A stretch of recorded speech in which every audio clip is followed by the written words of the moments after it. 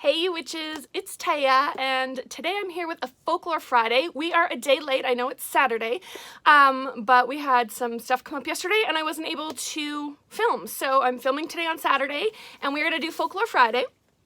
We're going to take a story from my favorite, an illustrated treasury of Scottish folk and fairy tales by Theresa Breslin. Illustrations by Kate Leeper. It's a great little book. I love it. We are going to read today about the dragon Stoorworm and the boy called Assipattle. And we'll read it real quick, and then we'll have a super short, I'll go through a few things that what can we learn from this story, and we'll call it a day. All right, the dragon Stoorworm and the boy called Assipattle. There are quite a few stories about the boy known as Assipattle. He was the seventh son of a seventh son and a bit of a dreamer. While his father and brothers worked hard, Assipattle was more content to sit at the hearth and make up poems and stories. He was often berated for being lazy and useless, but when things went wrong, it was Assipattle, with his quick wits, who was able to overcome any problems and be the hero of our story. This is the story of the dragon Stoorworm, the very first and the very worst dragon ever to exist from the beginning of time. Compared to the dragon Stoorworm, all other dragons are teeny-tiny, namby-pamby kinds of dragons who couldn't frighten a baby, let alone a whole country. And the dragon Stoorworm did frighten a whole country when it decided to take up residence there, and in this story, this country was Scotland. The first scary thing about the dragon Stoorworm was its size. It was absolutely ginormous. The Stoorworm was so vast that it almost completely covered Scotland, from the very top to the very bottom, and all the way across from side to side. It wouldn't have been such a problem for Scotland when the Stoorworm arrived if it had been a friendly sort of dragon. You know, the type that greets you with a pleasant good morning or good afternoon and inquires how things are with you and asks after the health of your granny. Then its enormous size wouldn't have been so worrying. But if the dragon Stoorworm inquired as to the whereabouts of your granny, or indeed any of your relatives, it was because it intended to eat them. And if you tried to avoid telling it or hesitated to reply, then it'd most likely gobble you up instead. The second scary thing about the dragon Stoorworm was its enormous tail, which had jaggy spikes all along it. When it was in a bad mood, which was often, the Stoorworm lashed this tail about, causing a considerable amount of damage. Churches, houses, whole villages, and even a mountain or two were crushed and swept away. The third scary thing about the dragon Stoorworm was its eating habits. The Stoorworm would open its mouth and swallow cows, horses, sheep, ducks, geese, and any other livestock that it spotted. Quite often it liked to toast these first. Long flickers of flame would shoot out of its mouth, scorching anybody who happened to be passing by, and setting ablaze thatched roofs of cottages and most of the surrounding fields as well. Before long, Scotland was in a bad way. There were no crops growing. They'd all been burned by the Stoorworm. There was little livestock, all eaten by the Stoorworm, and soon there would be no fresh water, for every morning when the Stoorworm woke up, it opened its huge mouth and yawned, swallowing gallons of water from the loch where it was resting its gigantic head. The king sent his 3 wisest men to talk to the dragon Stoorworm, and to ask it to stop causing so much trouble, and to suggest that it might like to go away and visit a different country. The Stoorworm ate 2 of the wise men, but the third managed to run very fast and escape. He came back with a message to say that the Stoorworm would stop destroying villages, guzzling cattle, and incinerating crops if the king sent a pretty girl that it could eat for breakfast each morning. As soon as the menfolk heard this, they hurried to lock up their daughters and wives and sisters, but the womenfolk, who weren't slow to catch on and not minded to hang about, had already gone and hidden themselves. The only girl that was left was the king's own daughter, the Princess Jem the Lovely. Now, the Princess Jem the Lovely was brave and good, and she said that she would go and sacrifice herself if it would help to stop the dragon Stoorworm from ruining the whole country. The king, her father, was very upset when she came to say goodbye to him. He held up his famous sword, Sickersnapper, and cried out that he'd give his sword, his kingdom, and the hand of his daughter in marriage to anyone who could free Scotland of the Stoorworm.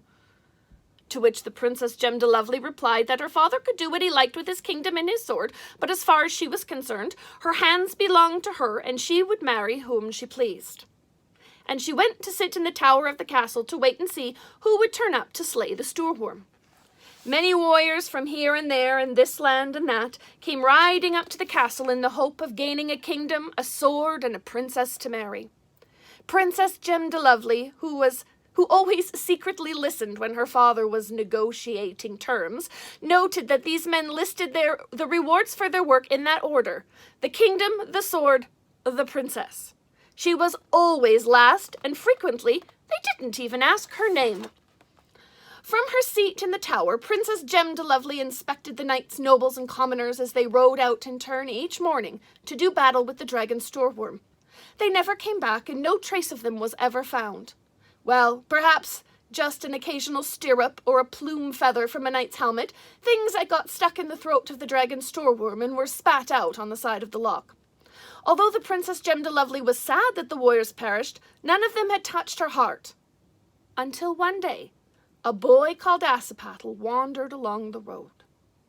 Assipattle was the seventh son of a seventh son, and as such was a bit different from most boys. Instead of rushing about fighting and playing noisy games, he liked to sing and sit by the fire to read and think and make up poems and stories and songs. This had got him into bother with his parents and brothers, who shouted at him all the time to move himself and do what they considered real work. "Assipattle, can you not help milk the kye?" his mother would say, to which Assipattle would reply, "I've just made up a beautiful poem about the kye walking home in the gloaming. Would you like to hear it?"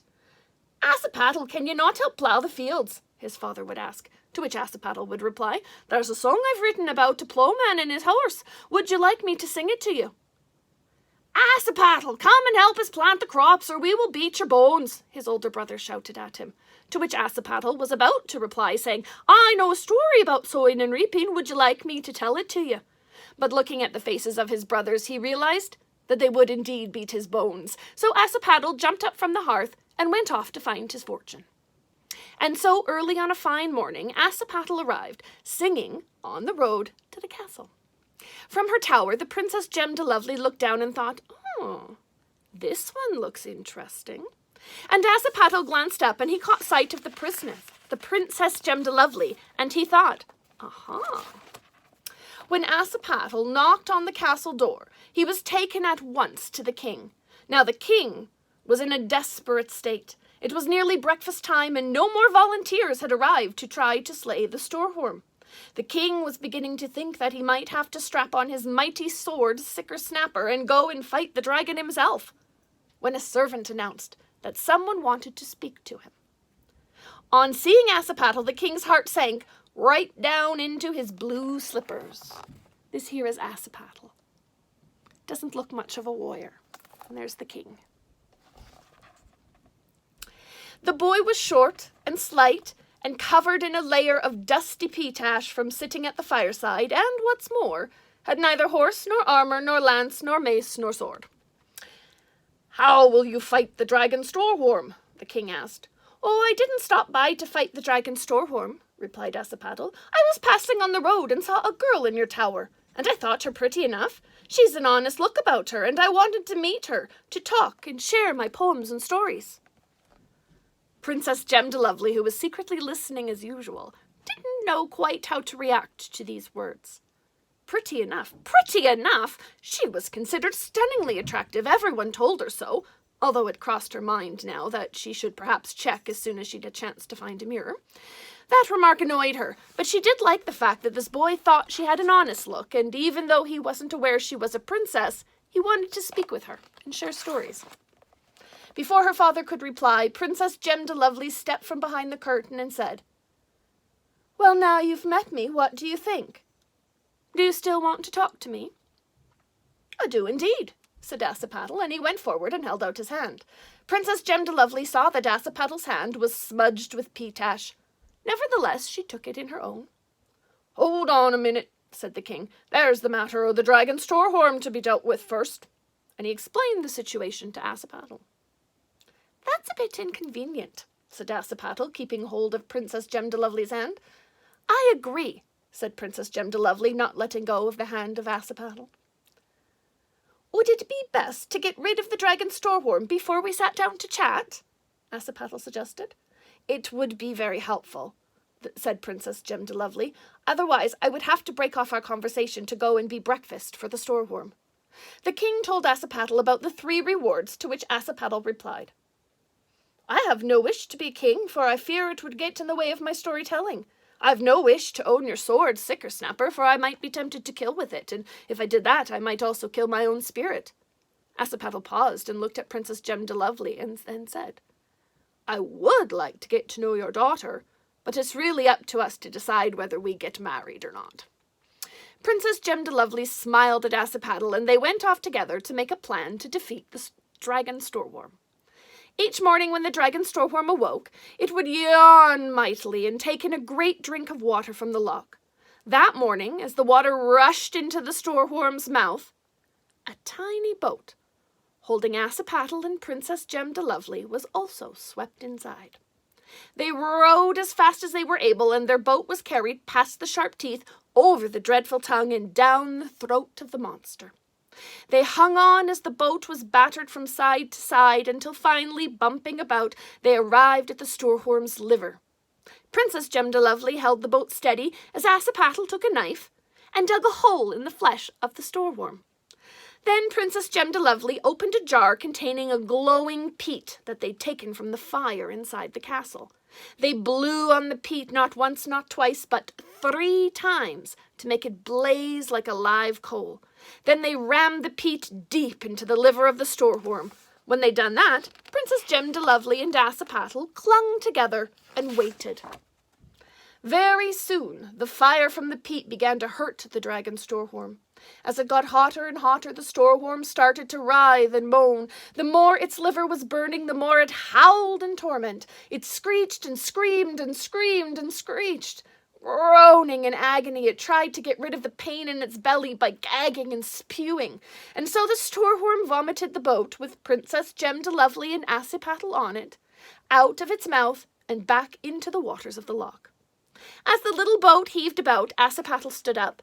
Princess Gemdelovely handed him the king's sword, Sickersnapper, and Assipattle scalped the dragon Stoorworm the most tremendous blow on the side of its head. Assipattle struck it with such force that the Stoorworm was sent rocketing into the sky and was knocked out cold for 10,000 years and a day.